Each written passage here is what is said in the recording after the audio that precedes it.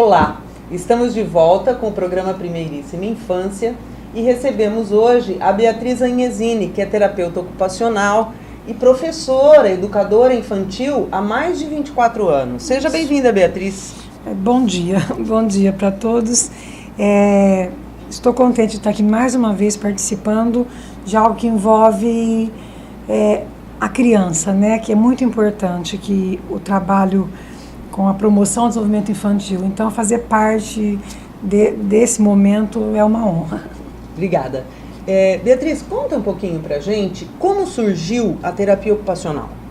Então, o terapeuta ocupacional, quando aconteceu a Primeira Grande Guerra Mundial, após a guerra, os mutilados que tinham que retornar para casa eram amputados, né, perdiam suas funções, não tinham como retornar ao trabalho, e daí então que começou a trabalhar com esse resgate das habilidades, né? Então, aprender a alimentar sozinho, a voltar a ser produtivo no trabalho, as adaptações que eram feitas, tudo muito rudimentar ainda, mas foi aí que surgiu, que por isso que, como o nome diz, né, terapeuta ocupacional, né, tratar, né, da questão emocional junto com a questão da parte motora, né, daquela pessoa, aquele indivíduo, para ele tornar o mais produtivo possível, ser inserido na sociedade novamente. E aí, né, nisso que aconteceu? Foi se ampliando, né, o leque, né? Porque você, tanto um adulto, você pode estar reabilitando ou habilitando para alguma atividade, como a criança. Então, hoje a terapia ocupacional atua no setor de ortopedia, geriatria, hospitais psiquiátricos, por lei, tem um terapeuta ocupacional, presídios. Então, assim, é um leque bem grande de atuação do terapeuta ocupacional. Eu, particularmente, trabalho voltado para a educação infantil, né, adolescente. Tá, e de que forma a terapia ocupacional pode contribuir para a promoção do desenvolvimento das crianças? Então, o profissional terapeuta ocupacional, ele tem que conhecer todas as fases do desenvolvimento da criança. Porque para ele estar avaliando se aquela criança está rolando na idade certa, né? Se ela está na idade de engatinhar, está engatinhando, ou se está na escola, se ela deveria já estar, por exemplo, sabendo uma tabuada, ela tem dificuldade de aprendizagem. Então, assim, ele tem que estar entendendo, especialmente com o bebê, ele vai estar tendo um olhar diferenciado, porque não só a criança com paralisia cerebral, a criança com síndrome de Down, não só a criança que é assim dita especial, você pode estar dizendo que precisa do TO. Às vezes uma criança que a mãe nem percebe, né, que aquela criança precisa se desenvolver naturalmente. A mãe precisa ser orientada, observar, olha, minha criança é mais molinha, pode acontecer. Não significa que ela é uma criança que tem algum problema sério. Mas ela precisa, então, de estar sendo colocada mais no chão. Então, eu acredito que o terapeuta ocupacional entra aí, a fazer com que a criança tenha um desenvolvimento mais normal possível, né? Ela tem aquelas fases que ela tem que rolar, né, rastejar, engatinhar, mas orientar essa mãe para que ela promova isso para a criança. Ela tem que permitir esse crescimento, esse desenvolvimento. Então, eu sempre digo para as mães que carrinho de bebê pode ser usado para alimentar a criança e para visitar a vovó, passear na rua, mas a criança, a partir dos 4 meses, ela tem que ir para o chão, né? A criança tem que descobrir o mundo. Né? Nós estamos nessa altura, mas se você vê embaixo, mesmo nessa sala, o que oferece, né, um ambiente embaixo para a criança, para descobrir, então ela precisa realizar as suas descobertas. E quando uma criança chega para a gente faz uma que a gente chama de anamnese, né? A gente pega todo o histórico, então você fica sabendo como foi a gravidez dessa mãe, às vezes é primeiro filho, né? Se é o segundo, é diferente a intervenção da mãe, a ação da mãe com o segundo filho não é a mesma com o primeiro. Eu tenho uma amiga muito querida, né, a Marli Fattori, que ela dizia, a mãe devia começar tendo do terceiro filho, para depois ter o segundo e o primeiro. Porque eu acho que dá essa segurança, né, para colocar a criança no chão e permitir algumas coisas.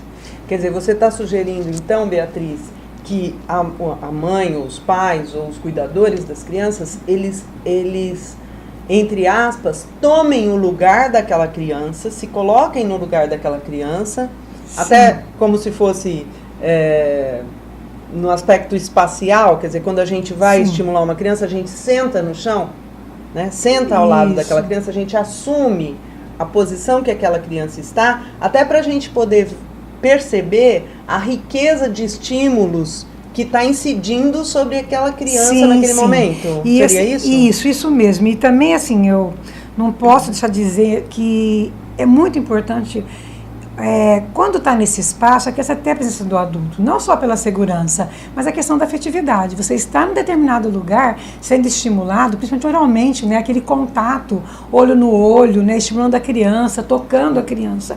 É fundamental. Não dá para ter desenvolvimento motor da criança se não tiver, não dá para separar, né, Inês, o corpo, né, do emocional, né, da questão da afetividade. Então é fundamental isso, a mãe se colocar no lugar da criança, o que meu filho precisa, né, para se desenvolver e como que eu posso estar atuando com essa criança. Beatriz, na sua opinião, como a terapia ocupacional pode contribuir informando os pais sobre a prática da estimulação dos bebês para a promoção do desenvolvimento das crianças? Eu acho que o primeiro contato que o TO tem com o pai, ele já vai ter poder ter um olhar, né, diferenciado, como está aquele pai, né? Como ele está se sentindo com a questão, a mãe, né, a maternidade, a paternidade, como eles estão se sentindo, né? Porque tem insegurança, tem dúvidas, então eu acho assim, tá esclarecendo isso, porque um pai mais seguro, por exemplo, ele tem que entender porque ele tem que pôr o bebê no chão. Não adianta eu dizer para ele, coloca o bebê no chão, ele vai ter que prepará-lo, orientá-lo, quais são os ganhos dessa ação. Quais são os ganhos de oferecer, por exemplo, um alimento saudável? Quais são os ganhos de levar a criança numa praça? Então, o TO também tem esse papel fundamental, né, de estar interferindo na prática. Porque eu não estou falando, o que eu já comentei antes, não estou falando só da criança especial, né? Eu estou falando da criança que nasce, que não tem uma síndrome de Down, não tem nenhum comprometimento assim, mas que também pode ser tolhida de algumas oportunidades por falta de conhecimento dos pais. Ela pode ter um atraso na marcha, né? Um atraso na questão do equilíbrio, porque muitas vezes por desconhecimento, né, os pais não permitem. Então esse é o acolhimento que eu falo, né?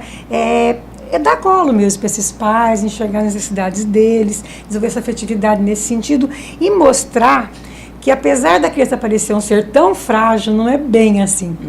Que a criança tem recursos motor, recursos internos para fazer as próprias buscas e que eles devem permitir isso. A oportunidade da criança fazer uma exploração do ambiente é muito rica, ela precisa disso, né? O mundo, ele se abre para a criança quando ela permite que ela circule no ambiente. Então eu sempre, por isso que eu faço a campanha, né, de estar colocando no chão, por isso que eu insisto para que não use andador, né, Inês? E os andadores acho que parece que vai ser proibido realmente, né? A Sociedade Brasileira de Pediatria, juntamente com organismos, ONGs, né, e organismos internacionais, já trouxe para o Brasil essa nova legislação e me parece que está na fase de implantação da proibição dos andadores, né? Porque o andador ele não tem função nenhuma, porque se vocês observarem uma criança engatinhando, o movimento dela é cruzado. Ela joga o bracinho direito e a perninha esquerda, porque ela tem que se equilibrar, então por isso que é cruzado, é alternado.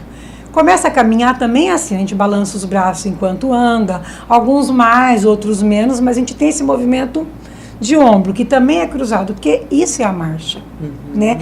Então, como que eu posso querer que a criança desenvolva toda essa habilidade, que ela engatinhe, que ela perceba que ela pode se apoiar num lugar, que ela pode erguer o corpo, né? Tentar se equilibrar, porque ela precisa disso.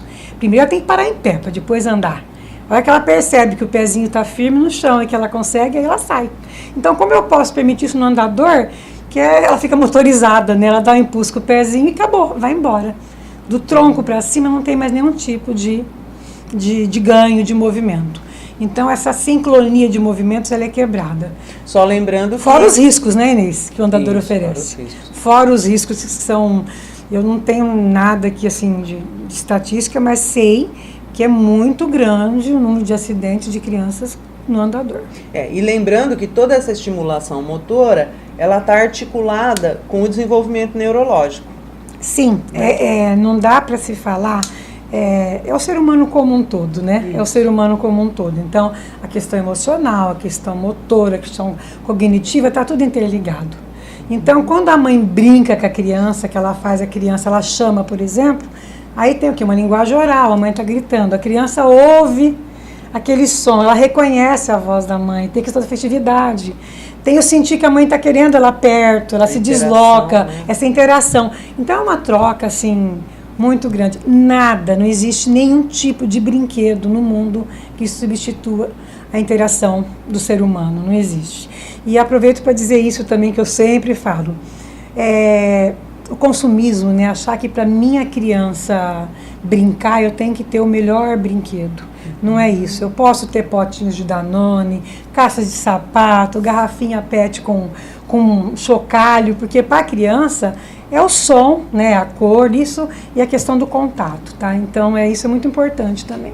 Muito legal. A gente vai fazer um pequeno intervalo e em seguida a gente retorna, certamente, com muitas outras informações preciosas.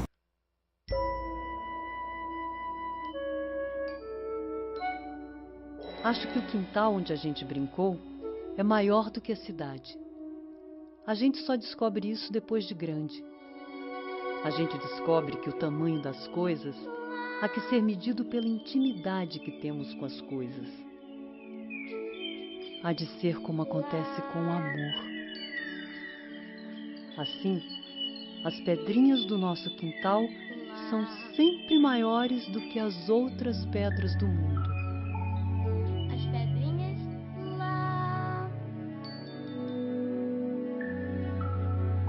Nada havia de mais prestante em nós, senão a infância.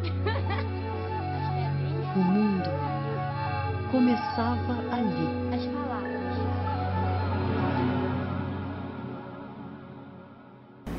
Beatriz, de que forma eventuais falhas, quer dizer, espaços não preenchidos, deixados nesses 3 primeiros anos de vida, na questão do desenvolvimento como um todo, né, especificamente com o desenvolvimento motor, podem repercutir na vida escolar das crianças? Tá.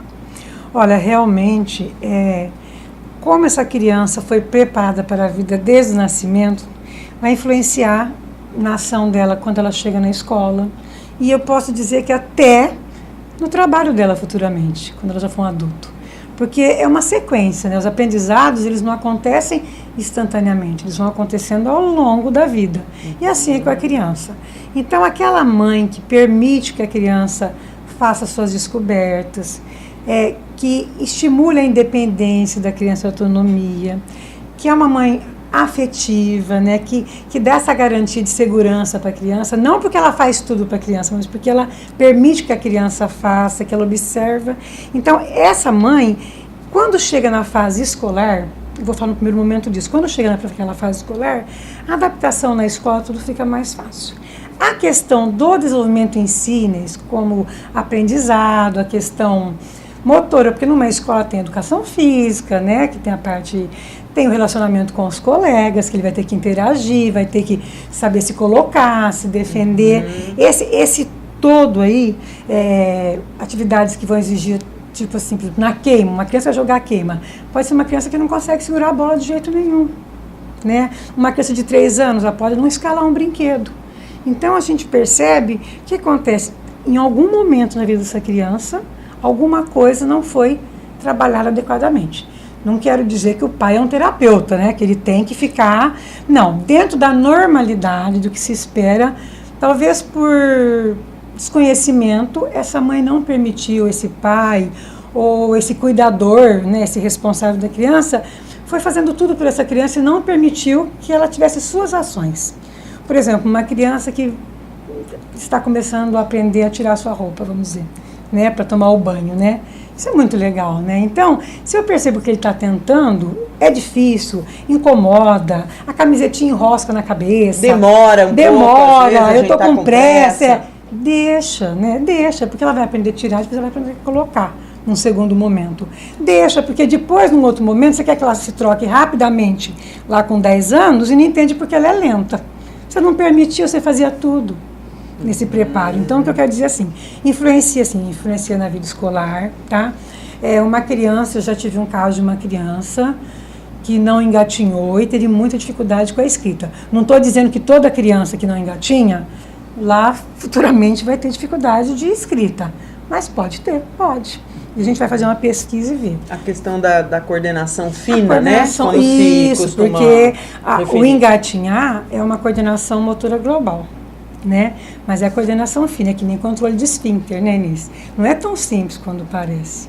Então, o TO também, ele orienta isso, esse desfraude, né? Isso, que é o treinamento para fazer Isso, porque é uma coisa a nível de amadurecimento, a nível de cérebro, né, Inês? Não é só querer, né? Tem toda uma organização para segurar esse xixi, até na hora de ir no banheiro. Então, a gente também faz esse tipo de orientação, porque não dá para ser na hora que o pai quer. A criança não vai engatinhar na hora que o pai achar que deve, não vai andar na hora que o pai achar que deve, e não vai também ter letra bonita só porque a mãe quer. Ela tem que investir nisso, né? Ela tem que investir desde pequeno para que ele tenha, lá na primeira série e na segunda, uma coordenação melhor, seja mais independente. É o que eu falo, Inês, é um dia de cada vez, mas sempre respeitando as necessidades da criança. Nunca querer que a criança faça algo que ela não está preparada, né? Estimular demais, porque eu acho que se eu estimular muito, ele vai engatinhar primeiro. Não adianta. Não adianta, né? E também não omitir, né? Ser omissa, né? Colocar, por exemplo, no chão, não é deixar o dia inteiro no chão e esquecer, né? Eu acho que essa questão mesmo da troca pessoal, né, Inês? Eu acho que nada substitui isso. Isso. Beatriz, mas se a criança já tiver demonstrando, né, sinalizando alguma dificuldade, como que a terapia ocupacional atua nessas situações? Certo. Bom, os métodos são muitos, né, Inês? Tem o método de bobo, de cada profissional pode estar escolhendo aquele que se mais adequado à sua formação, né?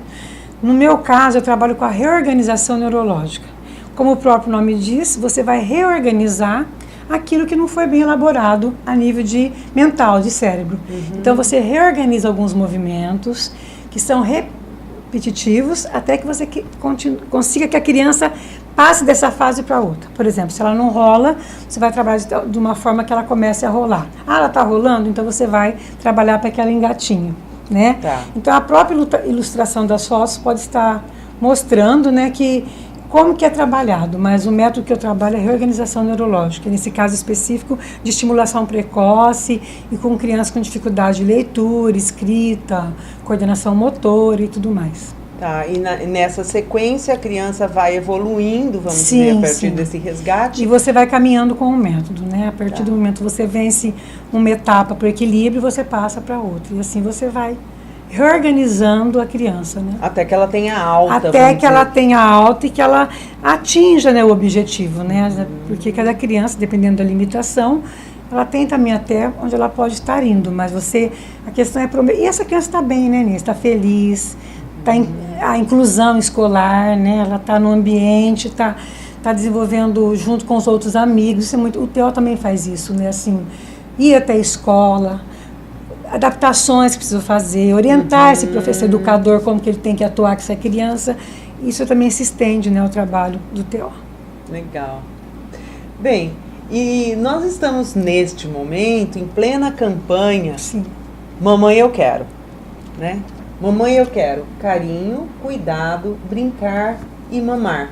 E muitas outras coisas, né? Que é o nosso propósito junto à Rede CAAS, de promover o desenvolvimento integral das crianças no município de Penápolis. E essa campanha, ela oferece às gestantes e crianças até 3 anos oficinas, encontros com outras mães, onde um tema vai ser desenvolvido a partir da prática, né, de algumas atividades práticas, certo. E informações e orientações vão acontecer para essas participantes, né? Isso. E a Beatriz é uma das responsáveis, das facilitadoras dessa oficina, e vai falar sobre a questão da contação de histórias como oportunidade de brincar com as crianças também, né? que você pode dizer para a gente desse teu olhar sobre a relevância da comunicação oral e das brincadeiras, enfim?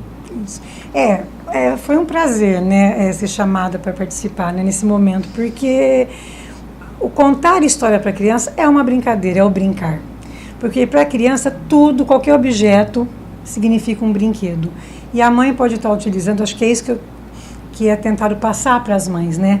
Que a importância de se trabalhar o contar história para a criança. Você não precisa ser um contador de história para fazer isso, né? Você pode ir treinando, né, esse contar história. A música é uma história para a criança. Essa interação da questão da afetividade, né? Então não precisa de grandes livros, apesar que hoje nós temos assim biblioteca, né, Inês? Nós temos recursos na cidade, né? Para estar buscando isso, para estar buscando esses livros. E tem os livros para banho que você coloca na banheira. Tem livros de figuras grandes. Nós temos isso. Mas assim, quando se fala em fazer um trabalho de treinamento com as mães, vai além disso, né? É a mãe perceber a questão da afetividade e da interação com o bebê, né? Histórias de família, né? A criança gosta muito disso, né? Então o bebê, a partir do momento que ele nasce, ele já tem uma história de vida, e contar história para ele é um estímulo, para sua linguagem oral principalmente, né? As crianças que hoje na era da tecnologia, né? Eu acho que é indispensável essa questão da sequência lógica de uma história, né? De passar o que vem primeiro, o que aconteceu depois, o que aconteceu no passado, o que vai acontecer, e a mãe está fazendo isso com o bebê. Então essa prática do contar história e orientar, trabalhar com fantoches, com figuras, com adesivos, né, com latas mesmo, né, de vasilhames que tem essas imagens, tudo isso, tudo para a criança é um momento que dá para você estar contando história, para estar trabalhando. Então eu sempre falo isso, quando eu falei dos brinquedos. Eu não preciso ter grandes livros para contar história. Eu até tenho esse recurso, que eu tenho as bibliotecas, se eu não estiver em casa. Mas eu preciso estar contando, estar conversando com a criança, estar desenvolvendo. É um hábito. E o bebezinho? Como é que a gente pode fazer isso com um bebezinho ainda nos primeiros meses? Isso. Como que a mãe vai... O que é uma história para um bebê de 3 meses, né? O Bilu-Bilu, Teté, que a gente tão conhecido, é uma história, né? Quando você faz com a mãozinha na barriga, quando você brinca, quando você canta uma música, quando você diz para ele, agora nós vamos tomar banho, depois janela, janelinha. Janela, janelinha, porta, campainha. Para o bebê, isso é uma história, né? Isso é uma história. Ele começa a ter aquela percepção, né? E a tonalidade da voz é muito importante, né? Como falar com esse bebê, né? O tom que você vai usar também é muito importante. Então, desde pequeno, dá para contar história para bebê? Dá para contar história para bebê, assim, desde pequenininho. Eles vão ficando atentos. E vou dizer, uma criança, por exemplo, de 5, 6 meses, você abrir um livro e mostrar a figura para eles já acompanham, eles olham, né? Por volta dos 8, 9 já estão colocando a mãozinha no livro. Eles precisam disso, de manusear, de manipular. Por isso que tem esse material específico para essa faixa etária. Mas é muito importante. Livrinho de banho, né, Beatriz? Não, que é sim. muito comum. Aí já aproveita e já fala as partes do corpo no banho, né? Porque uma criança de 1 ano e meio, ela tem que saber mostrar o pé, a mão já, onde está a barriga, onde está o umbigo, onde está o olhinho, né? Você falou da janela, janelinha, é uma forma já de trabalhar a questão do rosto, onde está cada parte do corpo. Muito bem. Beatriz, eu quero novamente agradecer a sua presença e abrir um espaço para suas considerações finais. Tá.